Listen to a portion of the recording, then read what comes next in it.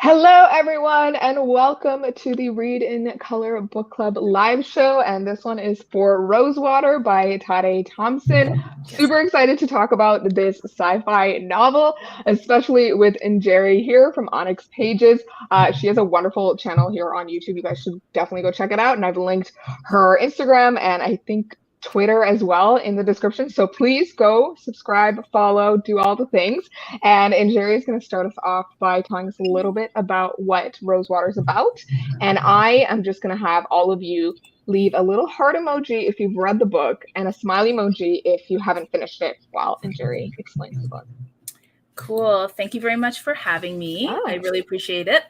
And I appreciate having the opportunity to read Rosewater because it's been on my shelves for a really long time. And it takes me a minute to get into series, right? Because it's a big commitment. And then I'm just like, I don't like it. So yes. So before I'm actually going to read the synopsis of Rosewater that I found on Wikipedia, because one of my pieces of feedback is that I really enjoyed it. I found it a bit confusing, and I want to do this synopsis justice because it's very important. So I'll read this. It's fairly short, but I think it covers all the key points. So in 2012, an alien named Wormwood appears in London, substantially altering the world's geopolitical landscape. In the 2050s, it creates an impenetrable dome in Rosewater, Nigeria. It exudes a fungus which interacts with human nervous systems, granting psychic powers to some human sensitives. The life of Caro, a sensitive, is presented throughout different decades. As a teen, Caro uses his burgeoning psychic abilities for thievery. He is caught and almost executed. He escapes and begins using his telepathy on the black market before being recruited by the government. In the 2050s, he trains with S-45, a secret branch of the Nigerian government. He is tasked with tracking down Oyinda, an anarchist revolutionary.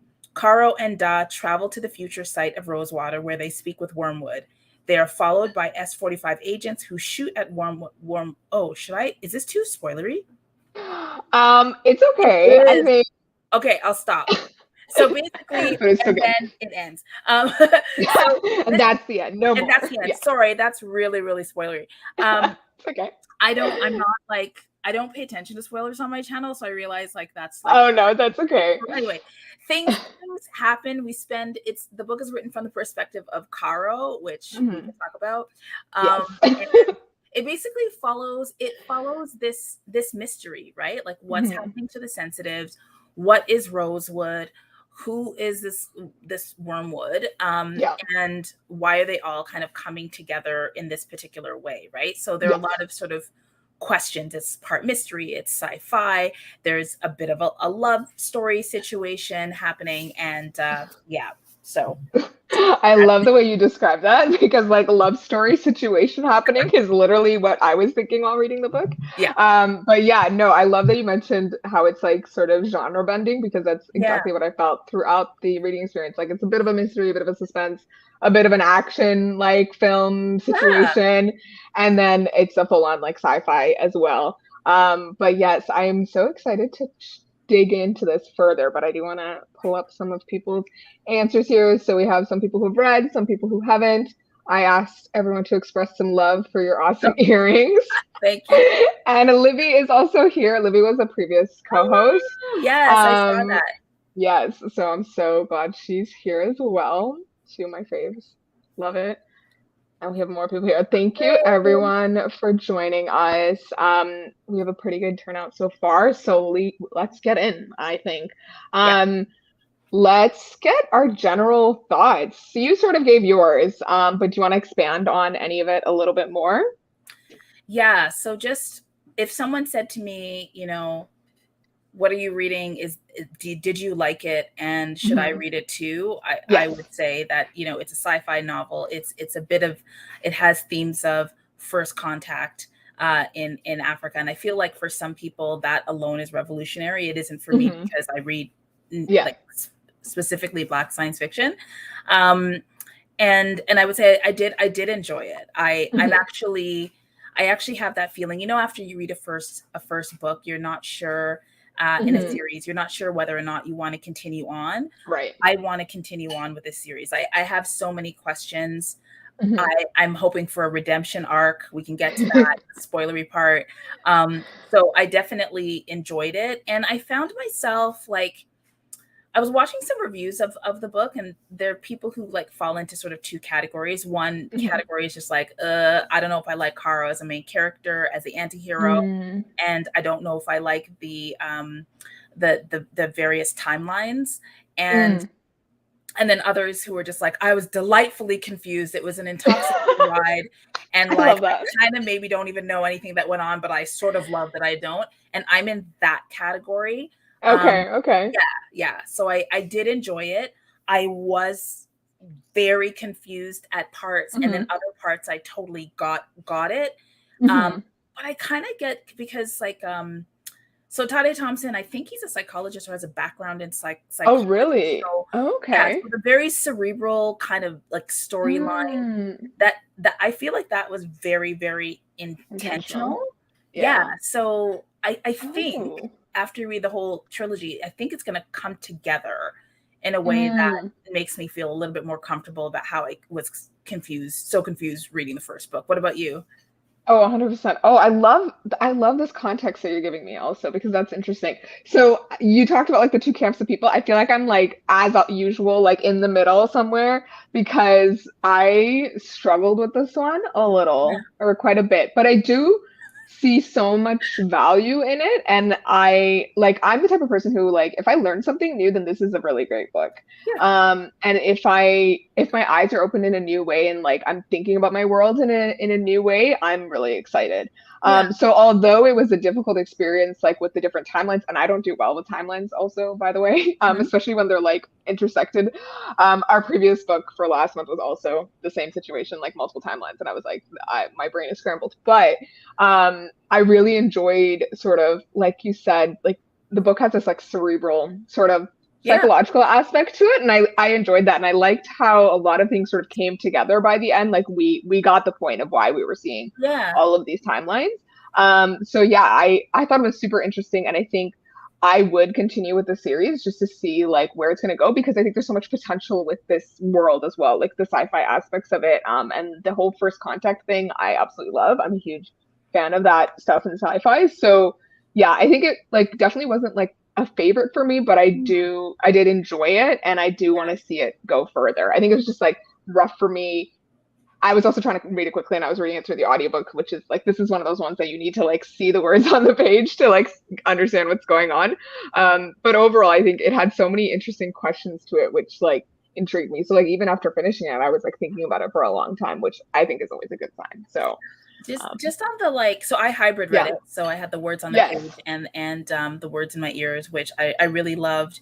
And I want to talk about the narrator in a second, but just going back to what you were saying, Janani, about the multiple timelines. So I have 2 points I want to make about that, because I understand that one of the criticisms of this book is that it is confusing, because we're learning about Karo in different periods of his life. So so African storytelling, and also Caribbean and African diasporic storytelling is often done in multiple timelines. So I think that, you know, for people who are interested in reading diversely, like part of reading diversely is like, we're also recognizing that story is a dynamic thing. And certainly, you know, for people like me who are in the process of like living in 2022, but also learning about their ancestry and thinking about the future, we live in multiple timelines. So, so getting sort of comfortable with that is something that has been important to me while I've, you know, matured as a reader. So that's one piece. And then also, like, you know, and sometimes when writers write, they create a reading experience that mirrors the story itself. So I feel like that disorienting piece, like we were literally in the Xenosphere while reading it, right? It's kind, and I think Thompson did that on purpose. Yes, intentionally. Yes. Yeah. No, I completely agree. And I love that you mentioned that. And this is why I love having co-hosts that have experiences different from mine, because they give this context. And I love that you mentioned that, because I agree with the whole point about it feeling like the experience of reading it is, you know, the point of the story as well. It's like what's happening in the story as well, which I think is like a lovely mirroring. And I think I would love to come back to this book after having read more books with like multiple timelines and like more formats like this, and then see if I would enjoy the experience more, because I think it's just definitely, I am used to the very traditional Western narrative that is very linear. And so if I came back to this, yeah. And so it would be interesting to come back to this afterwards and see what I think of it. But yeah, I love that you brought that up. I'm gonna go through a few thoughts here. Okay, so Livy said, I'm looking back at the notes I took while reading this a while ago, and I'm like, wow, so much going on and so much to keep track of. So many minor details of the world that fascinated me and I think carried me through the confusion. Oh yeah, that's a great point. I feel like there's so many breadcrumbs left throughout, and I also feel like this is a book that, like, after you read the later books and then you come back to the first one, you'll be like, oh, I can't believe I missed that. Oh, I can't believe I missed that, which I always find a fun experience. How about you? What did you think? I agree with Olivia that if I really wanted to focus on a particular character, and I hope we get into like characters we liked and disliked, it sort of helped to anchor, this overall feeling of disorientation, which I think was intentional. And I really appreciated that. And I also found myself really captivated by these small vignettes that he wrote that seemed to have a completely different tempo.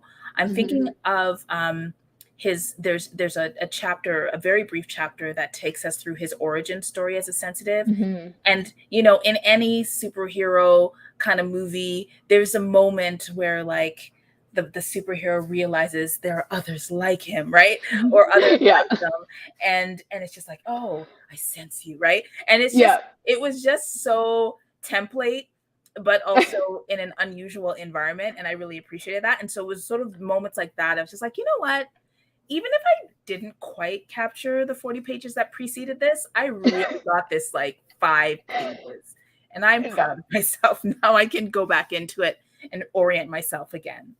Oh, I love that you mentioned that, because I totally agree. There was like so many moments where I was like, feels so classic and like classic sci-fi or classic like superhero, as you were saying. But then it's like preceded by 40 pages of like I didn't know what was going on, but it's okay because I got the big moments. And I really like that as well. And I like what you said, that like trusting. Sometimes I like writers that trust their readers, that, just hold. And I like writers that are trustworthy. Like if I suspend my confusion and disorientation for 3 chapters, you'll catch me in the end, right? You'll give me what I need to know to kind of bring me down into my comfort place again. And I think that Thompson did that. No, for me. 100%. No, I agree with you. I do see your point. And I think, there's a lot of books that like will beat you over the head with like, this is all the information you need to know at the beginning. And he did a really good job of, spreading the information out and letting you come to the realizations yourselves. Like the clues are here, but you can make you can put the picture together, basically. So I've put up my spoilers ahead ticker, so I feel like we can get into it. What do you want to discuss first? Do you want to do characters and romance? What do you want to do? How are you feeling? No. What are you burning to discuss? I want to talk about world building. Can we just do that? Okay, a good, thick place to start. Yes. Let's go. Do you want me to start? Go for, if you're okay. Yeah, I'm good. Okay. So I really enjoyed that the world building was really textured. So so for those who like political intrigue and conspiracy, there is that. You could revel in that, spend all your time there, right?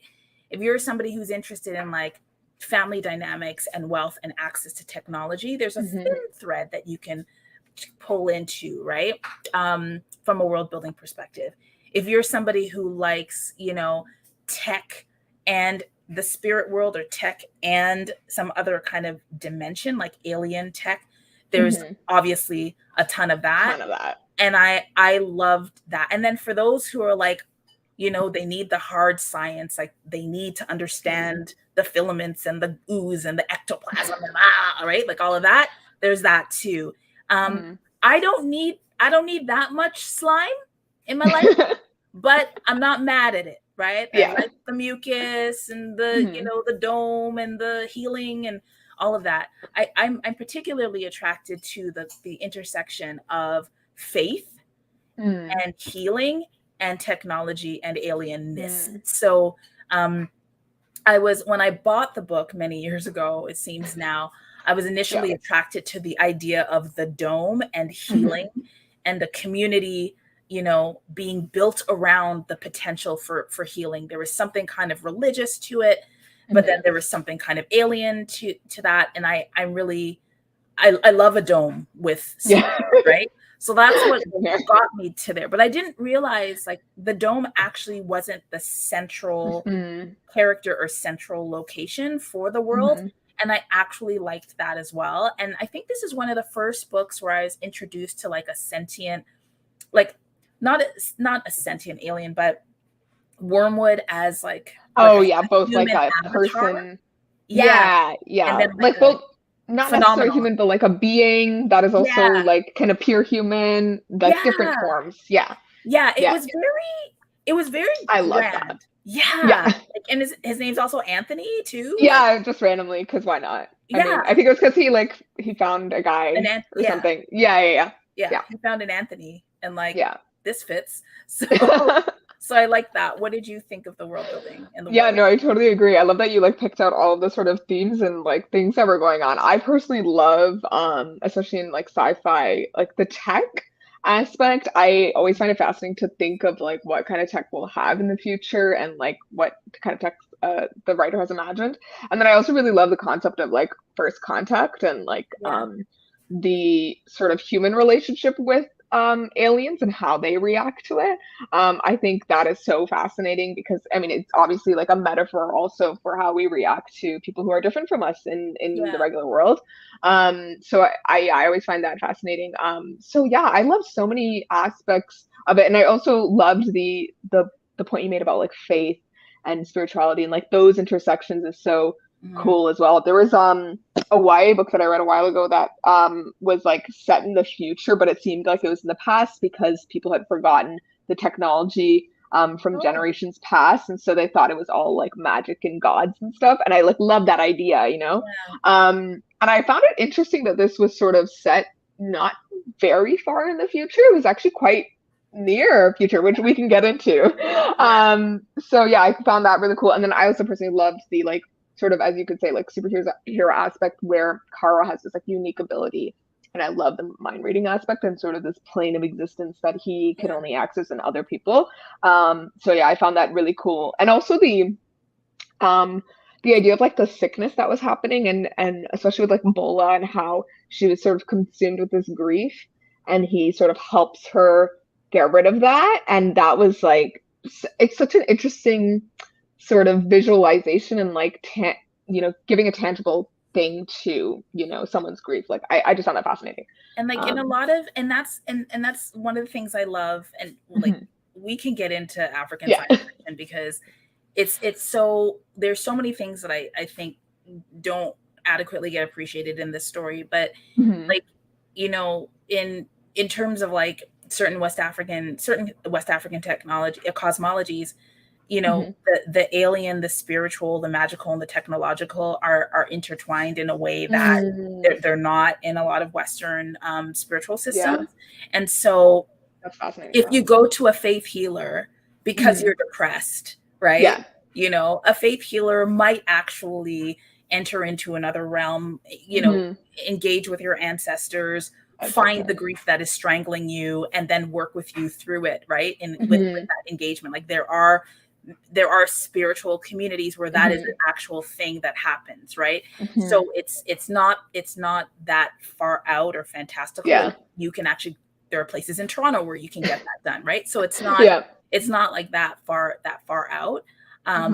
So I really appreciate that. And also I didn't mention this in terms of world building earlier, but I love there's a bit of like anti-colonial irony in this. Oh yes, this world so as much. Well, like America being like just totally gone dark. We're just like off the map. I don't think we want the rest of the world right now because we're kind of confused and want to stay safe. So like we've gone beyond the wall. We're just gone, right?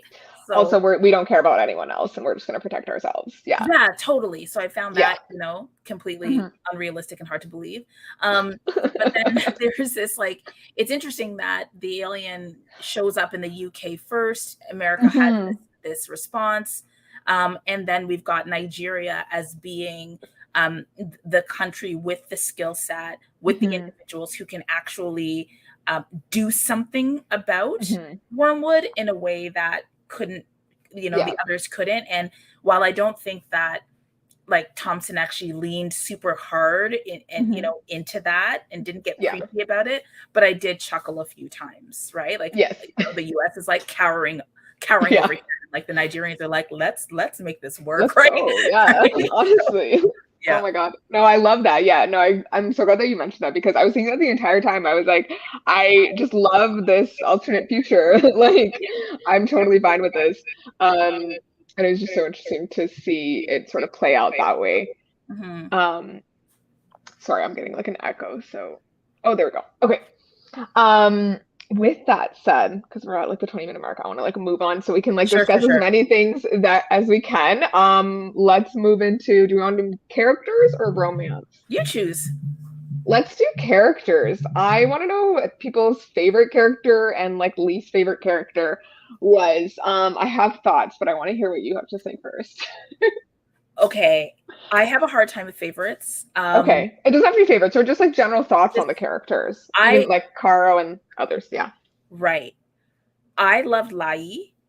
Yes.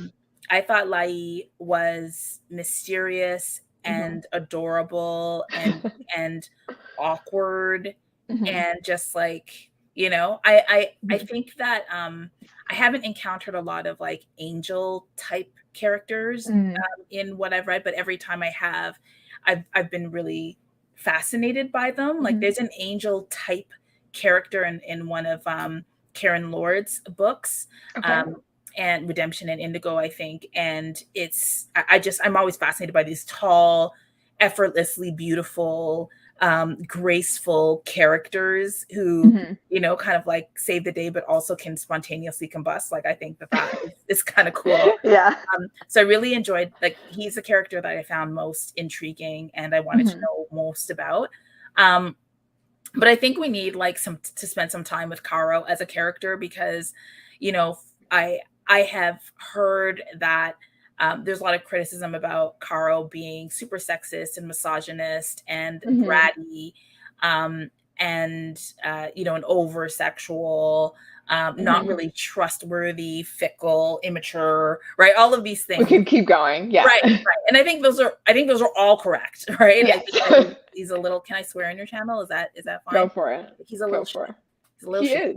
Is. And so for me, I struggle with what? What's that? I know you're just cracking me up, because that's literally what I was thinking. Yeah, like he's like that cousin you just want to like flick in the ear, right? Yeah. So I feel like that's how I felt about Caro. And I was thinking about this because I'm like, whoa, what are we gonna talk about? So, but at the same time, like, anti-heroes, if we think about right now, right, the way that the world is going right now, like if we think about people who have a lot of money and who have access to decision makers simply because they have a lot of wealth or simply because of the way of their position, that is where we're headed, right? Like that is where we are, people trying to buy an entire social media world and, get into space. Like, this is where we are. So I think what Thompson forces us to do is deal with the fact that if nothing changes, the people who are going to be able to affect technological change in a specific way, unfettered, who will be chosen by, the government to do so, will be people, more likely to be people by Caro, especially if you have a government that is untrustworthy and is interested in itself and not like the people, right? So there's a whole conversation in the book about, a mayor for mayor's sake and, build consolidating wealth, yet having extreme poverty in this place that's generating so much wealth. And I think that there's a really interesting conversation about like, not quite gentrification, but like how cities are developed and what that means in terms of wealth distribution and so on.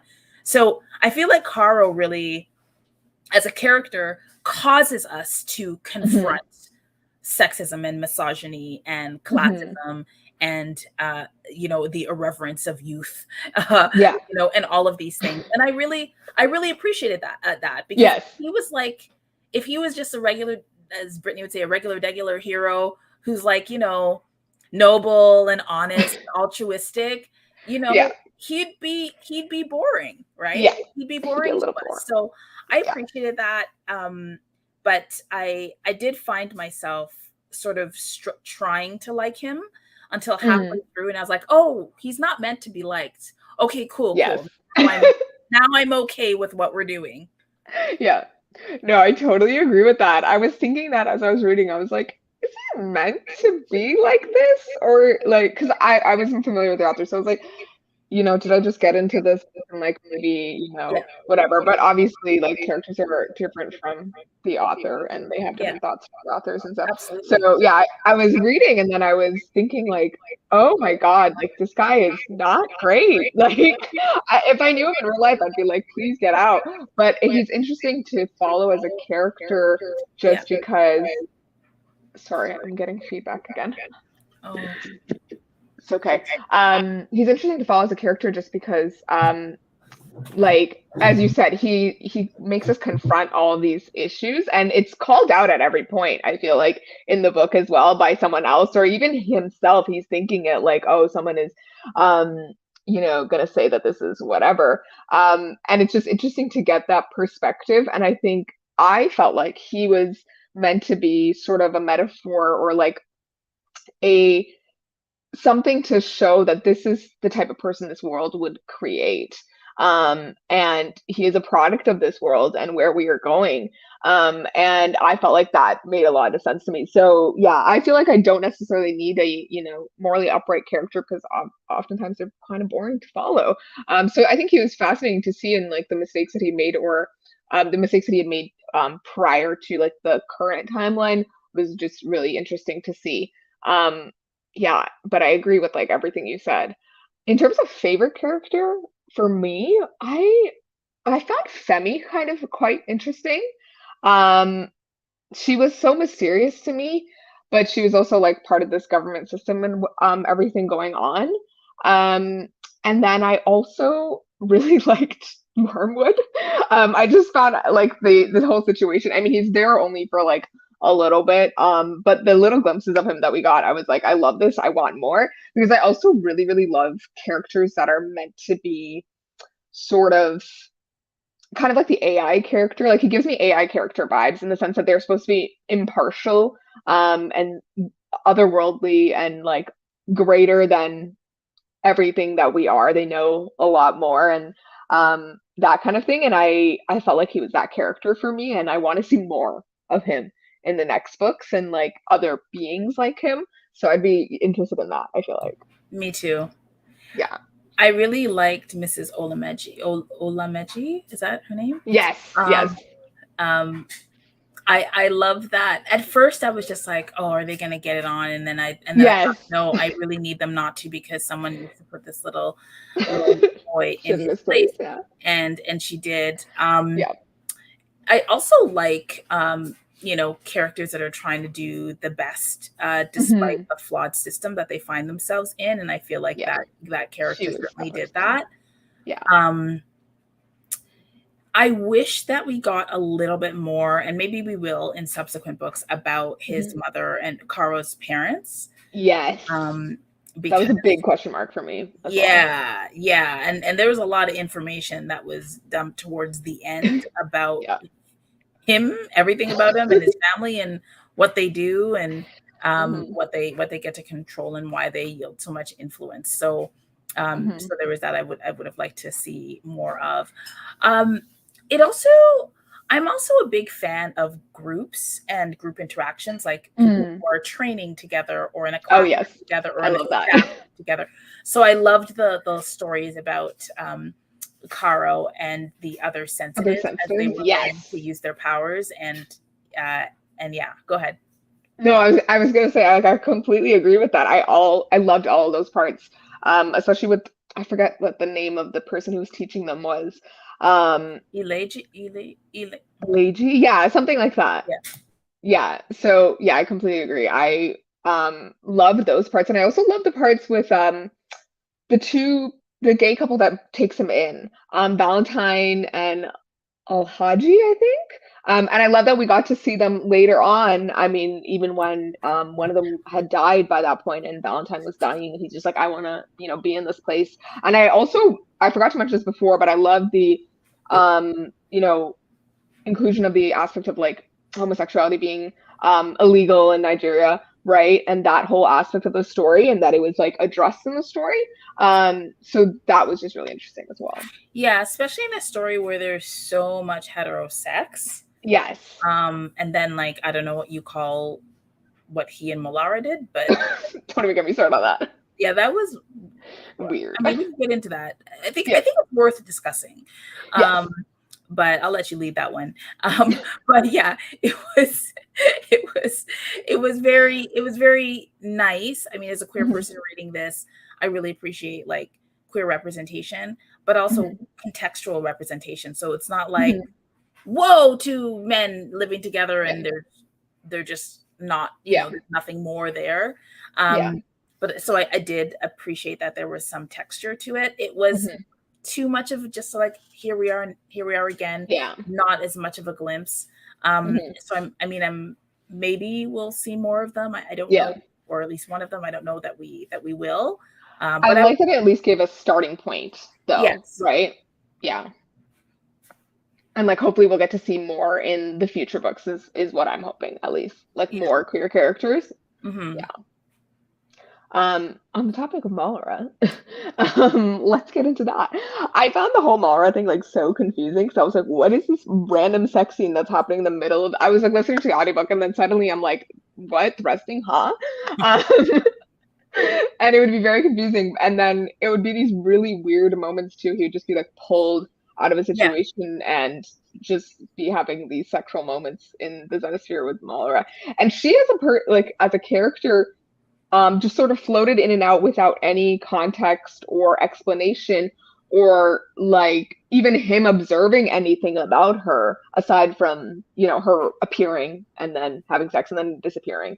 So I found like that the whole reveal about her towards the end, I found that fascinating, but I was also like, I wish there had been more in the lead up so that we could have seen this sort of coming a little bit better because it just felt a little disjointed to me. But I don't know if you felt the same way.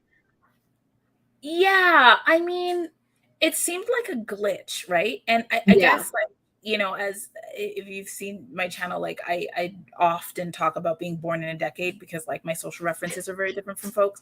But like the first Matrix, like I remember, when I don't know if you've watched the Matrix movies. I've never seen it, but I know most of the story. It's fine. No, it's fine. I just really need you to in the next like 10 No, I will one day. I'm sad that I haven't seen it either.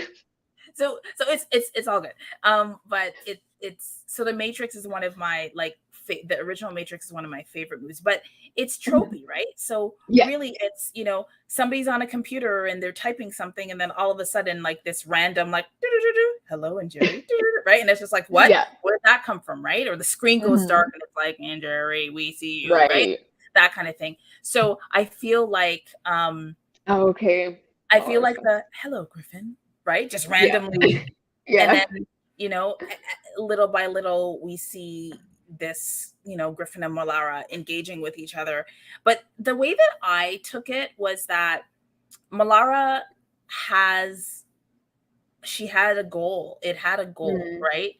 And it's not unusual for otherworldly beings or aliens to observe a human and figure out how to pull their strings. And how do you pull a misogynist, sexist strings? Strings, right? How do you do that? Well, literally, right? And so she does, and she succeeds, right? She's able to first enter through intrigue and then to distract him enough and to like there's this one point in the book where he's told, you're the only one that Malara shows up like this to, Like Yeah. everybody else, she's a murderous killer and she rips them apart. Mm-hmm. She's y'all knocking boots, and you're the only one. Only There's one. a reason why this is happening to you in particular. Mm-hmm. And he's just so easy to manipulate. And so it's almost like she turns the sexism and the misogyny around and uses it to control his behavior in a way. So I love that. That's what I saw. Like I wasn't like that wasn't love. That was was control and manipulation.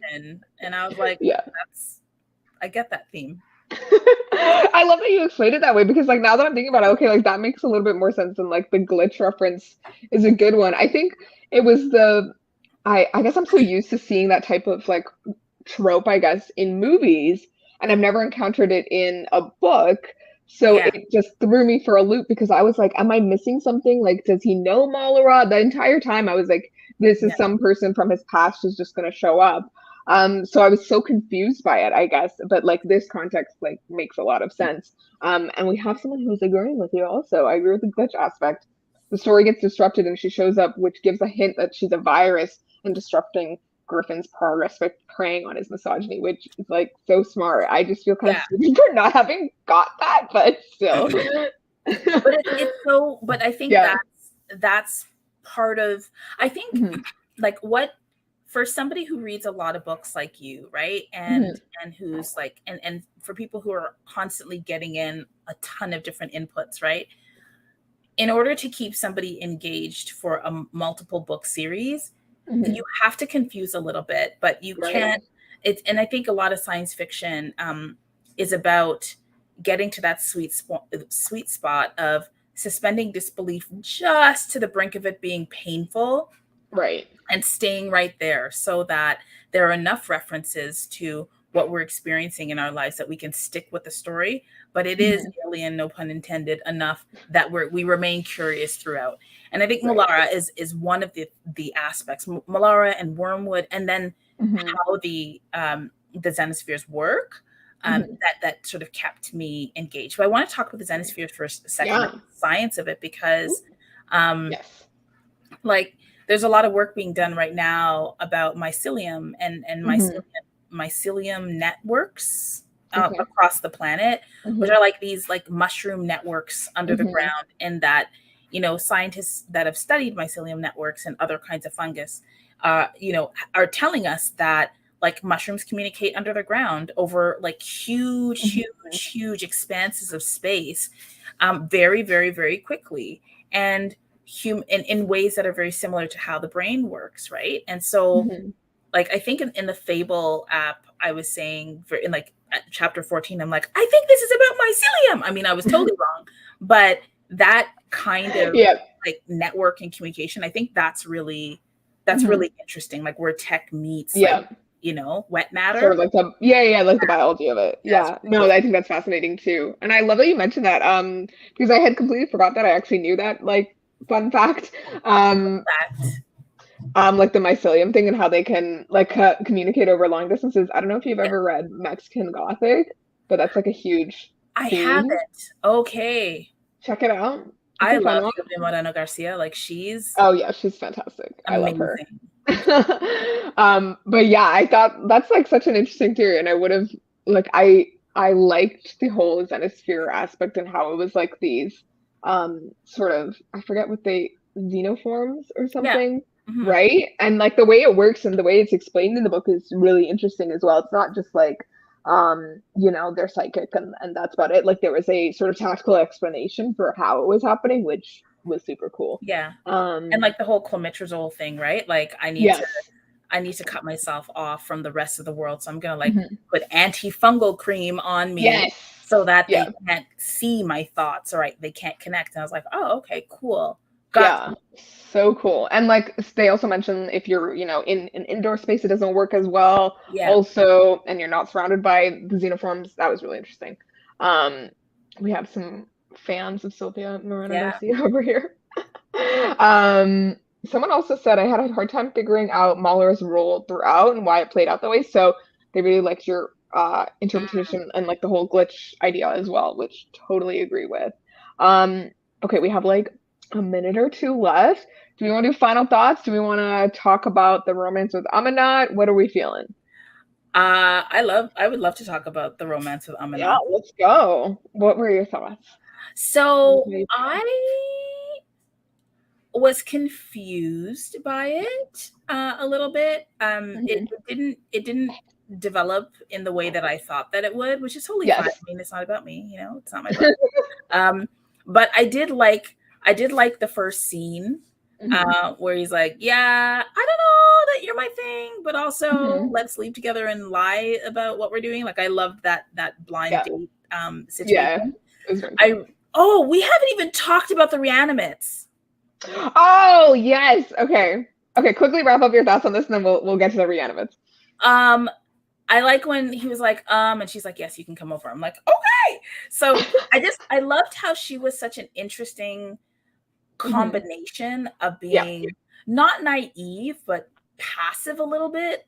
Right. But also like really like, I mean, we find out at the end that she's not a passive woman at all. But I just love that there was a softness to her and a vulnerability. She's like, I'm in love with you. I'm not saying this so that you feel something about it. Like, I'm just letting you know that this is a thing that has now happened. So we now need to talk about the implications of that. And that's like how I roll. So like, I really appreciated that about her. But Reanimates are so much more interesting than romance. Yes, so they are. Talk about that. Oh my gosh. Do you want to go ahead first? I wanted more of them. Yes. And I was like, I wanted us to go in deeper. Yeah. And I was like, this isn't like zombie, like this is something different. And I liked when Wormwood explained that, I mean, the Xenoforms kind of like, they don't really follow rules. And so sometimes you end up with, 2 arms, or maybe being well means this, or maybe you're not very deep enough. So, I just found it really interesting. I wish that there were more of them, like that subway or train or whatever scene, the train scene when he's traveling to the ganglion and there's a couple that's they get attacked by Reanimate. Yes. And he doesn't have a gun, so he's like, I'm gonna now fight. Right. Yeah. Where it like randomly turned into an action film, and I was like, what's going on? Except because he like doesn't bring his piece, right? Like he can't actually shoot or do anything. Like it just, he was constantly flopping, right? Like being derelict of duty. Like, I don't want to take a gun. I don't want to fight. I'll get punched in the face. Oops, I just blacked out. I've captured. Right? Oh, I guess I'll let this happen. Yeah. Yeah, he was an interesting character. I mean, like aside from like all the sort of him being a morally gray character, like he was just sort of like stumbling through things and just like letting it go. And it was interesting to follow him. Like he's not necessarily passive, but he definitely doesn't know what he's doing most of the time, which is also fun to follow, I think, because you're going through it with him. Yeah, his combination of being exquisitely skilled as a sensitive and also like bumbling and stubborn and arrogant and misogynist, like that was quite the stew. Like I think I really commend Thompson for making, like, Kara was such a complex character. Yeah. And as much as I don't really enjoy him and he wouldn't be my friend, I am intrigued. Yeah. And I continue to have questions about him. Yeah. And that's a skill, like making a character who like you wouldn't really enjoy in real life, making them interesting to read about is a skill. But yeah, like on the topic of the Reanimates, I just like wish we had more of them, like you were saying. And I love the idea, as you were saying, like about the healing and how it doesn't always heal right, or the way that people want. And there was one mention of like a woman who had gotten, I think, like plastic surgery or something, and it had like re-healed her body like the way it was, so it looked like she had 2 mouths or something, something like that. And I was like so fascinated by that sort of idea, because you don't know how the healing is going to work, and these people are going to this place expecting one thing and coming out with like 2 arms or 4 arms or whatever. It was really cool.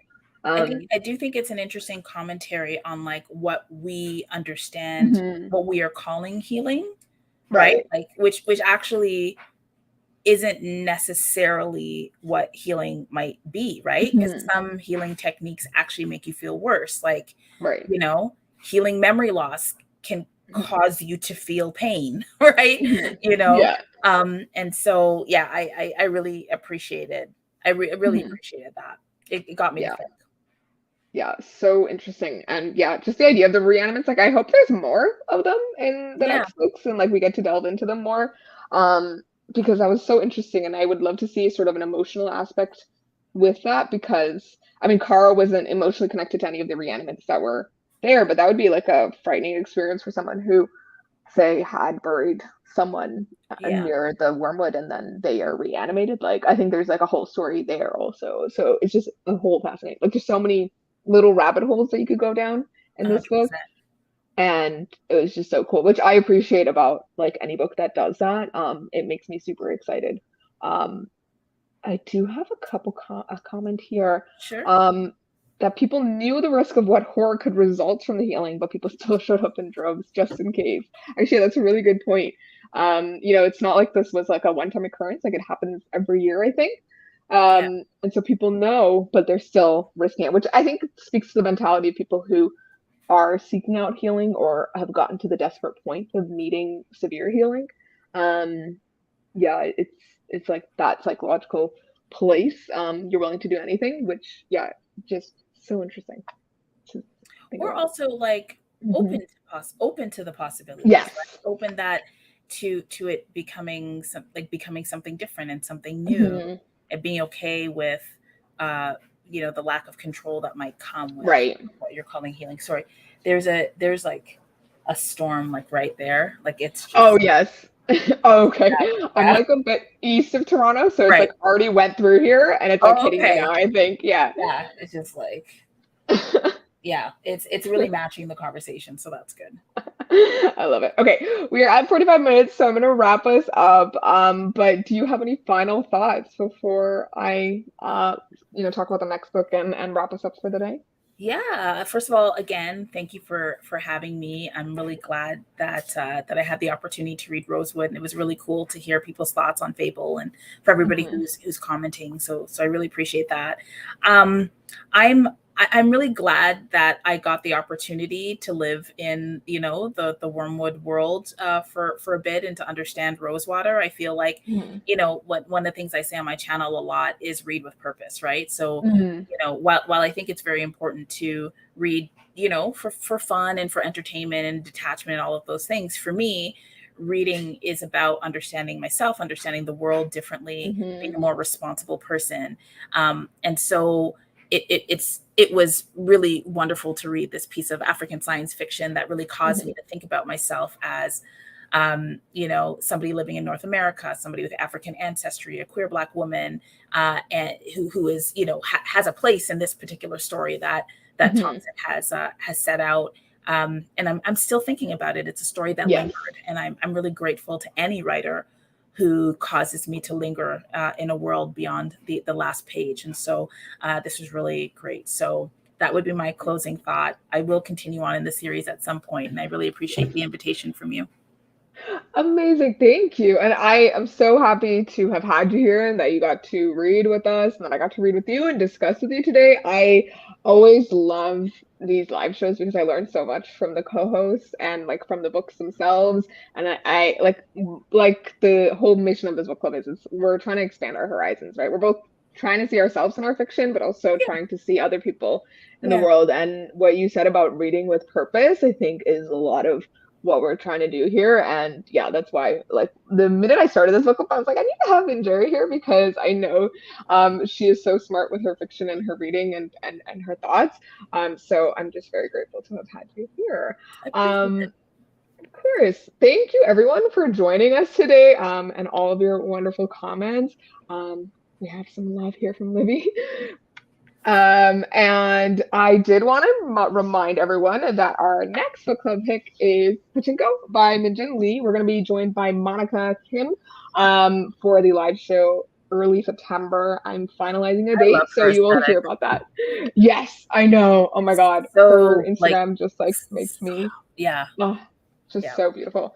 If you love like soft core, cottage core, yeah, fairy core, yeah. like she's got it all. But yeah, I'm really excited for Pachinko also because there's a show out as well, and I need to read the book before I watch it, so I'm very excited overall. But yes, that's our next book. Thank you so much for joining us for Rosewater and for discussing with us, and we will see you next time. Thank you all. Bye.